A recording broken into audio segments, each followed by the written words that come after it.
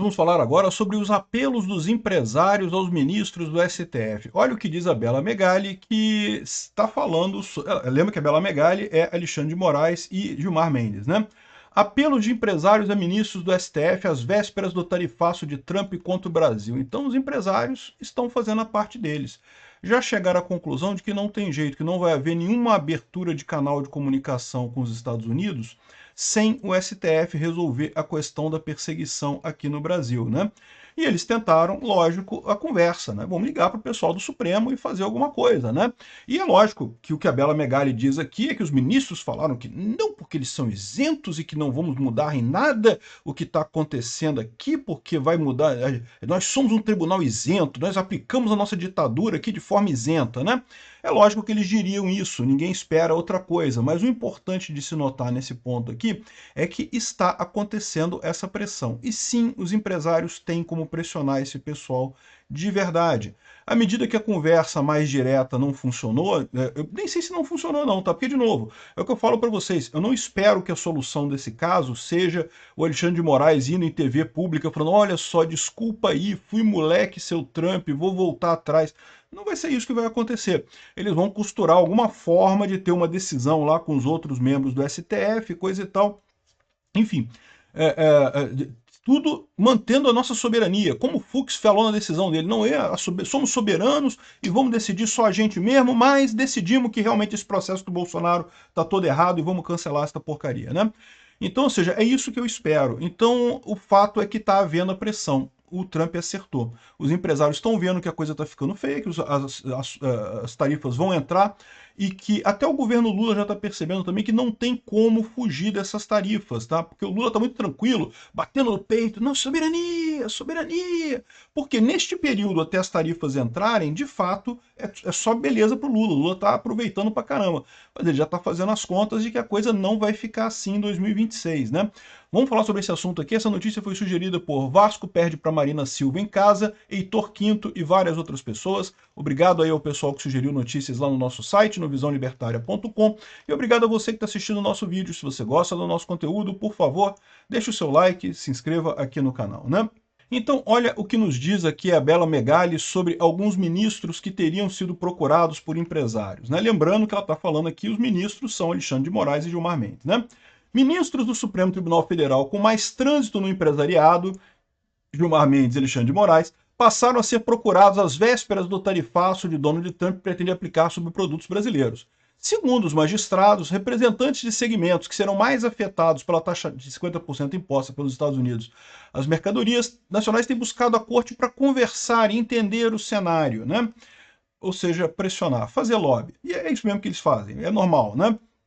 Os magistrados deixaram claro que o tarifaço é problema tratado pelo governo Lula, que é responsável por lidar com a questão. Também aconselharam os empresários a buscarem seus parceiros estratégicos nos Estados Unidos para dialogarem com o Trump, que essa questão aí não tem nada a ver com o STF, coisa e tal. Tem a ver com o STF, porque todo mundo sabe que esse processo contra o Bolsonaro é um processo de perseguição que não tem nada de jurídico, não tem nada de legal aqui no Brasil, né? Pura perseguição política, então tem a ver com o STF sim, né? Mas é lógico que eles jamais diriam isso, né?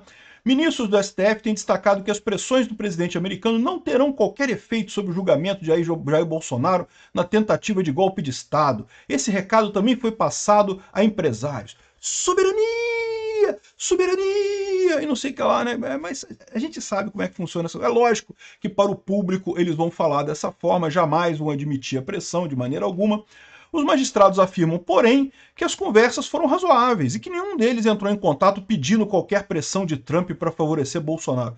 Porque, de novo, de fato, ninguém vai ligar e falar ô Xandão, porra, tem que resolver isso daí, cara, dá uma folga aí, coisa e tal, né? Não vai fazer isso, né? A pressão é justamente explicando para ele os problemas, né? Gerando o problema que vai acontecer nessa história, né? E, lógico, vai ter mais coisa mais adiante, né? Os empresários já estão... A primeira tentativa é a conversa, né? Depois tem mais coisa que eles podem fazer.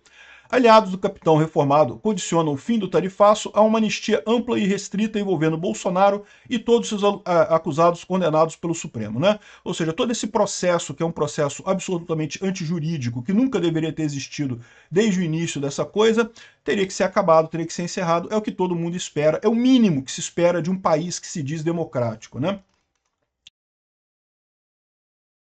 O governo Lula também foi alvo de queixas levadas à parte pelos magistrados da corte, né? A reclamação foi feita de que representantes do governo federal teriam demorado para contatar os Estados Unidos e negligenciado a abertura de um diálogo com a gestão Trump.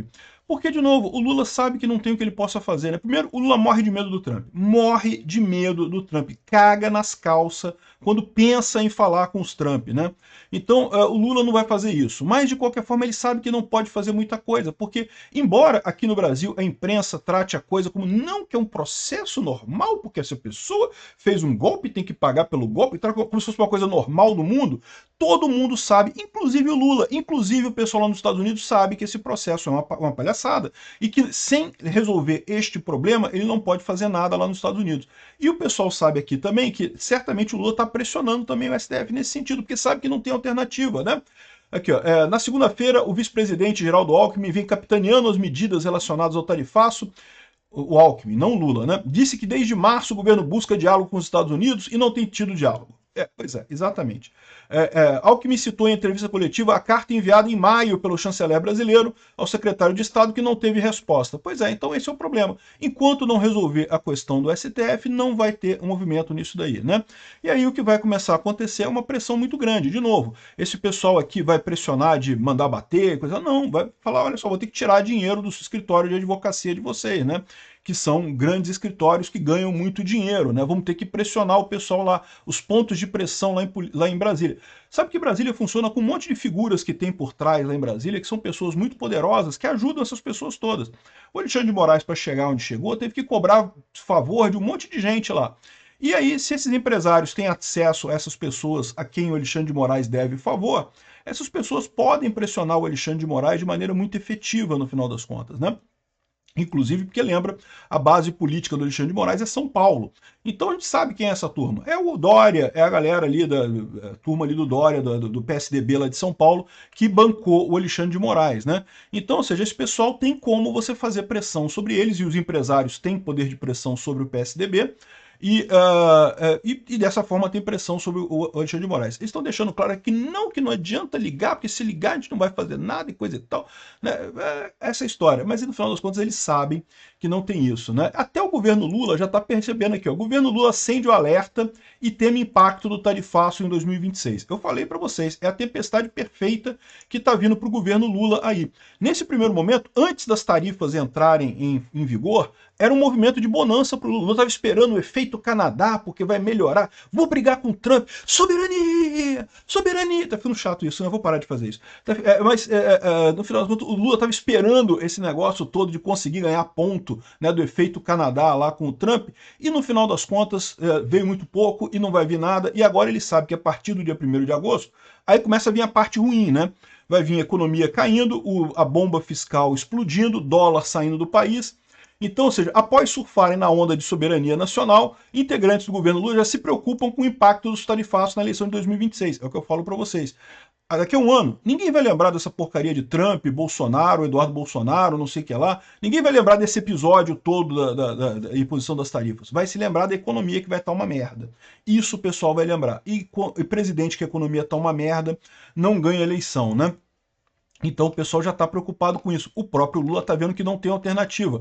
A única alternativa é o STF voltar atrás e ceder nessa questão do Bolsonaro, né? Vamos ver como é que vai ser a saída disso daqui, porque eu vou fazer um outro vídeo hoje com a questão do all-in, né? Tá todo mundo dando all-in hoje. Tá dando all-in. O Trump tá dando all-in, o Lula tá dando all-in, o Bolsonaro dando all-in, o Putin dando all-in, o Zelensky dando all-in, todo mundo tá dando all-in no mundo, né? E aí a questão é, quem é que vai ganhar essa grande rodada de pôquer em que tá todo mundo all-in e um monte de gente tem um monte de coisa a perder, né? Olha só, no final das contas, se todo mundo dá all-in, meu amigo, ganha quem tem as cartas mais fracas. Para quem nunca jogou pôquer, no final das contas, você pode dar o ímpar, dar aquela blefada, pro outro lado piscar e desistir do jogo, né? Se o seu blefe colar, beleza, mas o problema é que o blefe não tá colando para ninguém, tá todo mundo indo all-in. E aí, no final das contas, quando vai todo mundo all-in numa mesa de pôquer, o que importa são as cartas, meu amigo. E adivinha quem tem as maiores cartas nessa história? É o Trump ou é o Lula? É o Trump ou é o Putin? Pois é, o all-in vai dar ruim para esse pessoal. Obrigado por assistir o vídeo até o final. Além de curtir, compartilhar e se inscrever no canal, considere se tornar patrocinador com valores a partir de R$ 1,99. Clique no botão Seja Membro abaixo para saber as condições e vantagens de patrocinar o canal. Mais informações sobre o nosso projeto, visite nossos sites indicados na tela.